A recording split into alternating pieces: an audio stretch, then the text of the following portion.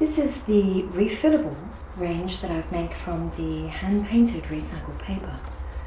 I buy the craft paper from a company that takes our waste and our recycling and turns it into a piece of craft paper. I buy them in sheets about 55 by 75 centimetres, so they're quite large and quite fragile when I'm working with them when they're wet. Over 4 days, I start by dyeing them and then laying in washes of acrylics, paints, dyes, inks, and finish with an acrylic wash to make it quite strong. So they're quite quite robust. And funny enough, people often ask if they can get wet, and the answer is yes. It's not something we usually do to our books, but it has made a very robust and strong final product, given that it started like this. So each one comes with a little story. In this case it's on the outside, and the idea was to try and make something useful and functional from our recycling and combining, hopefully, something beautiful.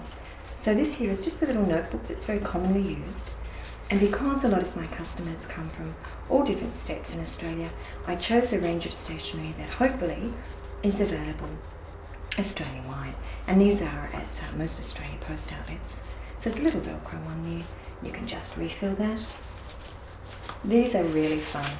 These came about trying to utilise all that beautiful leftover small pieces of paper and to be just a bit of fun. So it's a sticky note, and it's got a laminated board in the back that I do so that you can keep re-sticking. Little story of how it's made there, and just the Velcro.